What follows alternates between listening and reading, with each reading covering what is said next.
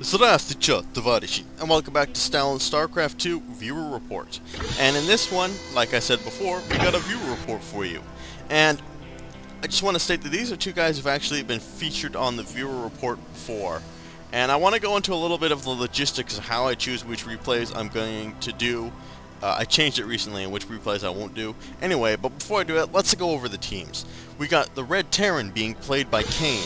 Across the map, we got Bornek, I think I'm pronouncing that right, playing as the Purple Protoss. God damn it, the Blue Protoss.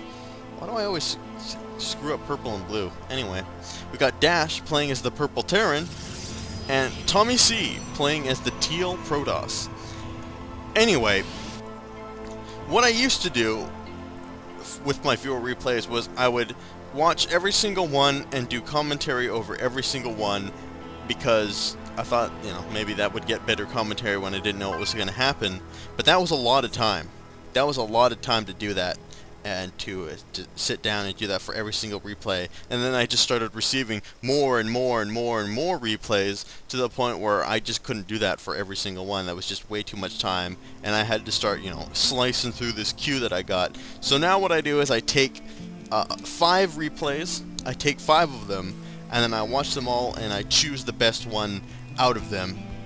And this one was the best, and I was originally hesitant to do a replay from guys who already had their replay featured, but this is a good one. This is an exciting one, so I thought, okay, let's do it.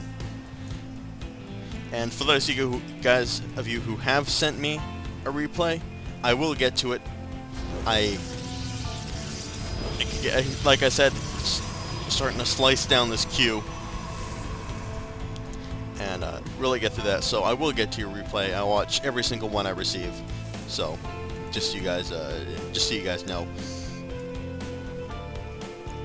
So we can see that Kane is harassing this Protoss player with his SCV, just kind of looking to see what's going on.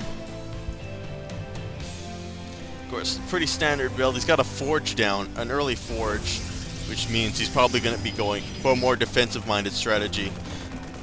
Looks like Bornek tried to proxy in his base, but or maybe he tried to cannon rush.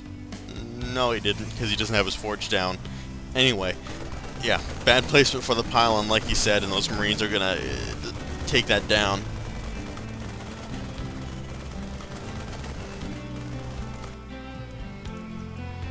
And of course, he's got the obviously got that probe in before the good old Terran wall was built.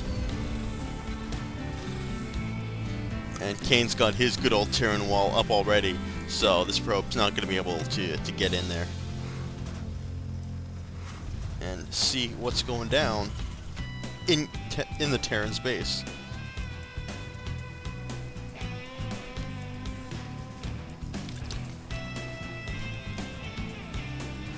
So he's got a weird wall. Like, this is kind of bizarre. Like, he's still blocked off his base, but he's blocked it off at an angle. So he's left like a weird a patch here, I guess, for the enemies to run up if they wanted to. I don't know. Weird stuff. Alright, looks like we're getting a 4 gateway push from the blue Protoss. What the hell is wrong with him? Probably getting stimulus confusion from somewhere. Anyway, 4 gateway push from the blue Protoss. On the other hand, looks like we might be seeing nukes from Kane. He's got his Ghost Academy down already. Rush to get that Ghost Academy down. And I never have actually used nukes. It's probably something I should do. I should probably try and actually use them more, because they seem to be pretty effective, and most people don't use them, so most people don't exactly know how to counter them. But yeah, we'll see.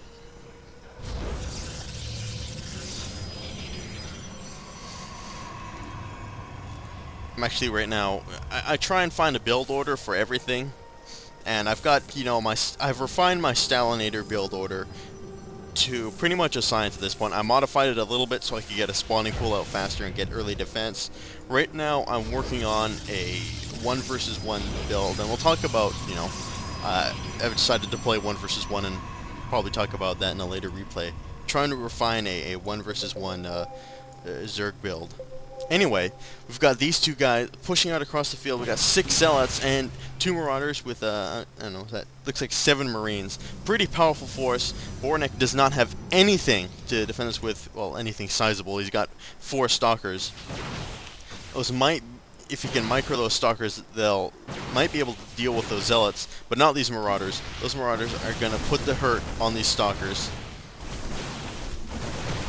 And he's trying desperately to defend against this force, but his Stalkers are just torn apart, torn to pieces. And we can see that Bornek has got some of his troops in the base, relatively equivalent to the Purples, and he's microing those units fairly effectively, trying to keep one step ahead of those Zealots, using those concussive shells to slow them down. And looks like he's going to be able to deal with these guys pretty effectively, but the Purple Terran is still inside the base, and he's going to take down that starport. And already we got more Marines and more Zealots being pushed out across the field, and they're not. I don't think these guys are going to be able to hold that force. They're not going to be able to hold this base for much longer.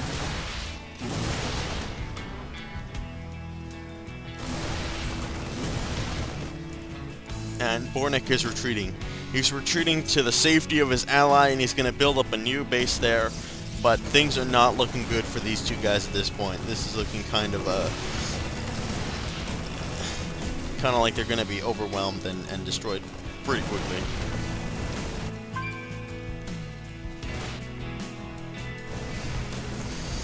And now they're just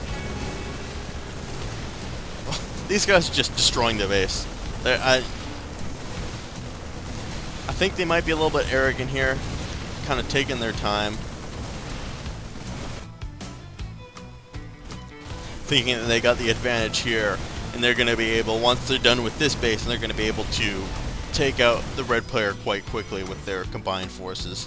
But we see siege tanks, and as we know, siege tanks are going to annihilate pretty much any ground force, especially low-level ground forces. The only thing that, you know, if you're gonna leave your siege tanks like unprotected with a force of infantry, then Zerglings can kill them pretty quickly, and Zealots maybe. But you know, he's got a nice force here, providing a meat shield for these tanks. So their forces are gonna come in and try and run up this hill, but of course they're gonna run into that artillery. They're gonna start taking terrible damage at the hands of those tanks. They're gonna decide this is actually not a fight. We want to fight, and they're retreating. Also, we can see that Bornek has he's got a probe and a pylon sitting right in the middle here, which is pretty cool. Actually, it's a pretty sweet place to put a pylon, because no one will be able to see it unless they go up and run and check out what's going on. Which apparently these guys aren't. And then he can also warp in troops there once it gets warp gates out, but he's too busy rebuilding his base.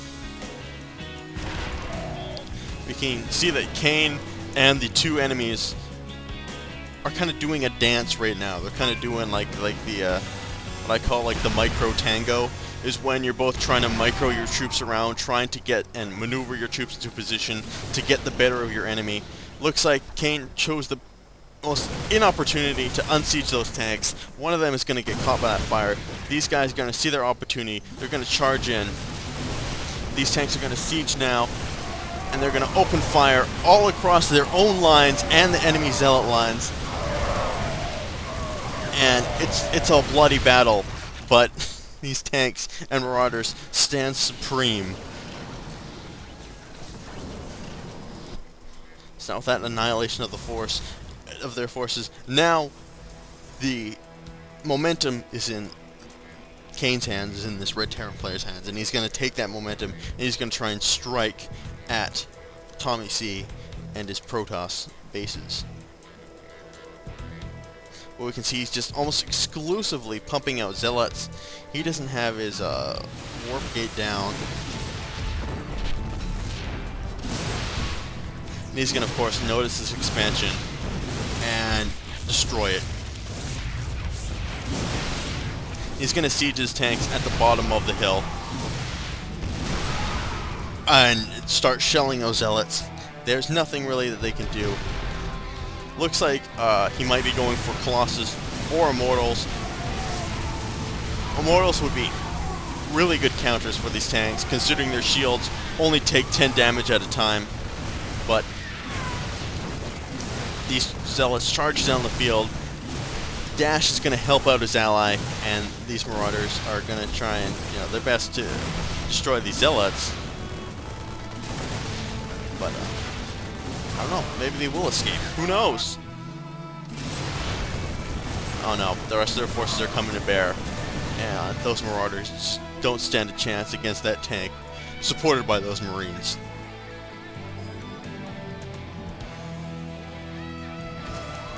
Oh, so now Dash is using a nuke against poor Bornek. I thought King was going to be the first to nuke, but he's going to try and kill that that ghost. But it's too late. The nuke comes down and destroys all of his probes, and pretty much annihilates him. But Kane's going to scan and kill that guy. But this poor guy just can't get a break. Just can't get a break. He thought he was getting ahead for just a little bit, and then someone comes in and nukes all his probes.